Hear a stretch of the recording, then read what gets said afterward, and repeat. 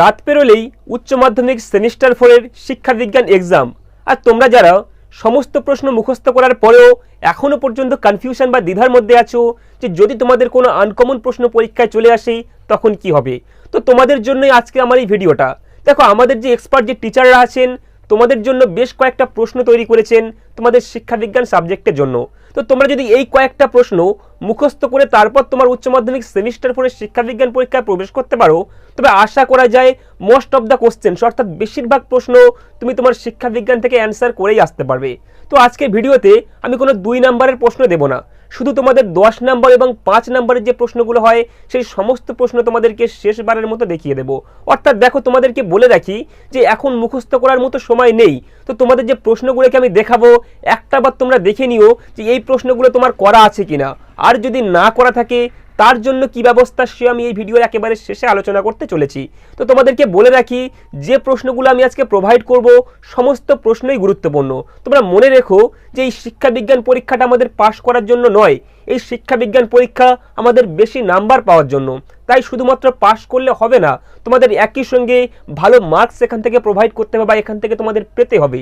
তাই তোমাদেরকে বলবো অবশ্যই তোমরা এই সমস্ত কোশ্চেন যেগুলো তোমাদের প্রোভাইড করছি শেষবারের মতো একবার রিভাইজ করে তারপর তোমরা তোমাদের এক্সাম সেন্টারে যাওয়ার চেষ্টা করো। তো পুরো ভিডিও জুড়ে আমি তোমাদের সাথে আছি মনোয়ার স্যার, আর তোমরা দেখছো MET coaching centre YouTube channel. ভিডিওটি শুরু করার পূর্বে প্রতিবারের ন্যায় ছোট্ট একটি রিকোয়েস্ট, এখনো পর্যন্ত নতুন হয়ে থাকলে প্লিজ সাবস্ক্রাইব করে পাশে থাকা বেল আইকনটি প্রেস করো, যাতে করে আমাদের চ্যানেলে আপলোড হওয়া সমস্ত এডুকেশনাল ভিডিওগুলো সবার আগে পৌঁছে যায় তোমার ফোনে।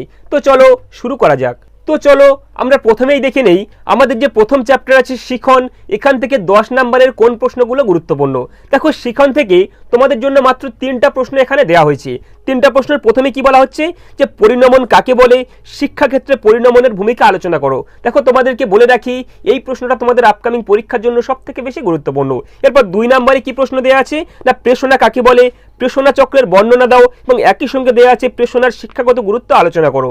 এরপর 3য় প্রশ্নে কি বলা হচ্ছে যে মনোযোগ বলতে কি বোঝো, শিক্ষাক্ষেত্রে মনোযোগের ভূমিকা মূল্যায়ন করো। তো তোমাদের এই যে শিখন যে চ্যাপ্টার, এখান থেকে এই 3টা প্রশ্ন যদি ক্লিয়ার করে করতে পারো আশা করি তোমাদের চতুর্থ কোনো প্রশ্ন করার কোনো প্রয়োজন নেই।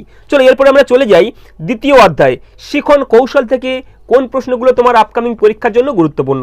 দেখো, শিখন কৌশল থেকেও তোমাদেরকে 3টা প্রশ্ন এখানে অ্যাড করা হয়েছে। তো 10 নম্বরের 3টা প্রশ্নের মধ্যে প্রথম যে প্রশ্নটা আছে কি বলা হচ্ছে যে সক্রিয় অনুবর্তনের বৈশিষ্ট্যগুলি লেখো, একই সঙ্গে বলা হচ্ছে শিক্ষাক্ষেত্রে সক্রিয় অনুবর্তনের ভূমিকা মূল্যায়ন করো। এরপর 2য় প্রশ্নে কি বলা হচ্ছে যে থর্নডাইকের শিখনের মূল সূত্রগুলি লেখো এবং একই সঙ্গে আবার বলা হচ্ছে শিক্ষাক্ষেত্রে যে কোনো 2টি মূল সূত্রের গুরুত্ব আলোচনা করো।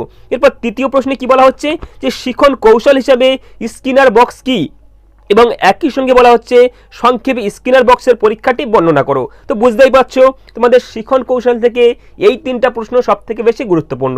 চলো এরপর আমরা দেখে নেই বুদ্ধিমত্তা, সৃজনশীলতা এবং ব্যক্তিত্ব এই চ্যাপ্টার থেকে কোন প্রশ্নগুলো তোমাদের জন্য গুরুত্বপূর্ণ। দেখো, এখান থেকেও তোমাদের মাত্র 4টা প্রশ্ন অ্যাড করা হয়েছে। তো এখানে যে প্রথম প্রশ্নটা দেওয়া হয়েছে কি বলছে যে শিক্ষায় সৃজনশীলতার গুরুত্ব আলোচনা করো এবং একই সঙ্গে বলা হচ্ছে এবং সৃজনশীলতা বৃদ্ধিতে বিদ্যালয় ও শিক্ষকের ভূমিকা লেখো। দেখো, এই প্রশ্নটা তোমাদের পরীক্ষার জন্য অনেক বেশি গুরুত্বপূর্ণ। এরপর 2য় প্রশ্নে কি বলা হচ্ছে যে ক্ষমতা কাকে বলে এবং একই সঙ্গে আবার বলছে থার্স্টনের বহু উপাদান যে তত্ত্ব এটা চিত্রসহ ব্যাখ্যা করো। তো এরপর 3য় প্রশ্নে কি বলা হচ্ছে যে সাধারণ মানসিক ক্ষমতা বলতে কি বোঝো এবং একই সঙ্গে বলা হচ্ছে স্পিয়ারম্যানের দ্বি উপাদান তত্ত্বটি আলোচনা করো।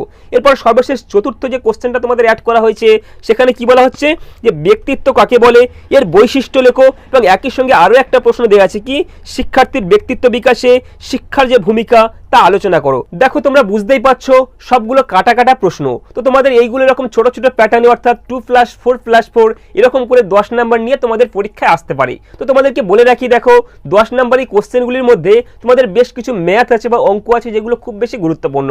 তো ওগুলো আমি তোমাদের আর পড়ছি না, স্ক্রিনের উপরে বেশ কয়েকটা অঙ্ক শো করছি, এই সময় তোমরা একটু দেখে নিও বা তোমাদের খাতায় নোট করে নিও এবং এই কয়েকটা অঙ্ক তোমরা প্র্যাকটিস করে পরীক্ষা সেন্টারে যাওয়ার চেষ্টা করো। তো বুঝতেই পারছো আমি তোমাদের খুব বেশি প্রশ্ন এখান থেকে দিইনি।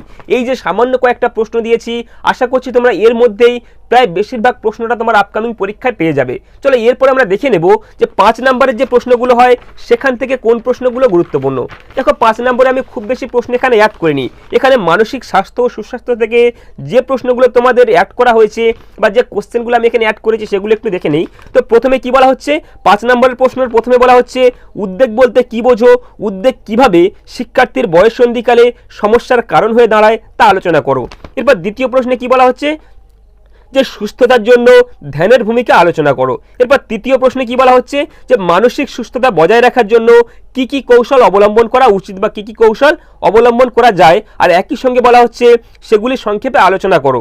এরপর চতুর্থ কোশ্চেনে কি বলা হচ্ছে যে WHO অর্থাৎ ওয়ার্ল্ড হেলথ অর্গানাইজেশন দ্বারা নির্দেশিত 10টি মূল দক্ষতা বা দশা আলোচনা করো। তো এই প্রশ্নটা তোমাদের আপকামিং পরীক্ষায় অনেক বেশি গুরুত্বপূর্ণ। এরপর পঞ্চম যে নাম্বারের কোশ্চেনটা আমরা অ্যাড করেছি সে প্রশ্নটায় কি বলা হচ্ছে যে মনস্তাত্ত্বিক কল্যাণ সম্পর্কে টিকা লেখো আর একই সঙ্গে বলা হচ্ছে আত্মসচেতনতা কাকে বলে, এর বৈশিষ্ট্যগুলো আলোচনা করো। দেখো বুঝতেই পারছো মাত্র 5টা প্রশ্ন এখানে অ্যাড করা হয়েছে, তো এই 5টা প্রশ্নের মধ্যে একটা না একটা তোমাদের অবশ্যই পরীক্ষায় আসবে, তাই অবশ্যই ক্লিয়ার করে সমস্ত প্রশ্ন তোমরা মুখস্থ করে নেওয়ার বা একটা বারের জন্য রিভাইজ করে নেওয়ার চেষ্টা করো, তারপরে তোমাদের সেমিস্টার 4 এক্সামে প্রবেশ করো। এরপর দেখো চলে যাচ্ছি আমরা শিক্ষা প্রযুক্তি থেকে কোন প্রশ্নগুলো গুরুত্বপূর্ণ।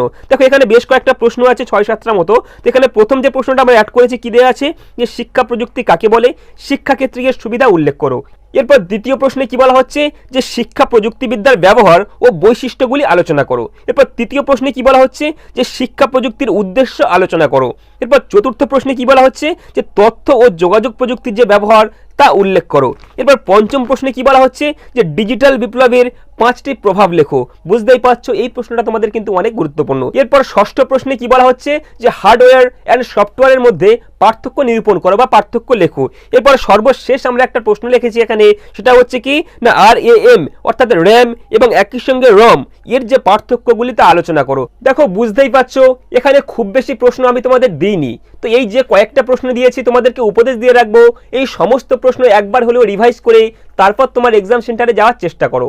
আর যদি তোমাদের মনে হয় যে এর মধ্যে বেশিরভাগ প্রশ্ন তোমাদের আনকমন, তাহলে তোমাদের জন্যই বলছি শোনো, একটা কথা জীবনে মনে রাখবে। আমি এর আগের ভিডিওতেও বলেছিলাম যে যুদ্ধে সততা চলে না, মানুষ তোমার পরিশ্রম বা তোমার চেষ্টাকে দেখবে না, মানুষ যেটা দেখবে সেটা হলো তোমার সফলতা। তাই তোমাকে জিততেই হবে, সেটা যে কোনো উপায়ে হোক। তাই তোমাদেরকে বলে রাখবো, আমি এই কথাটা কেন বললাম আশা করি তোমরা বুঝতে পেরেছো।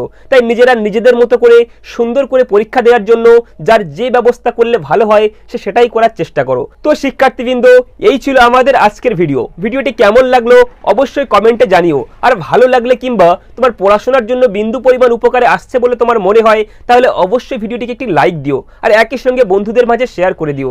আর এখনো পর্যন্ত সাবস্ক্রাইব না করে থাকলে অবশ্যই সাবস্ক্রাইব করে তারপরেই ভিডিওটিকে স্কিপ করো। আশা করছি তোমাদের সকলের আগামী দিনের শিক্ষা বিজ্ঞান পরীক্ষা সকলেরই সুন্দর হবে। অ্যামিটি কোচিং সেন্টার সবসময়ের জন্য সকল শিক্ষার্থীর সুভবিষ্যৎ কামনা করে। ধন্যবাদ।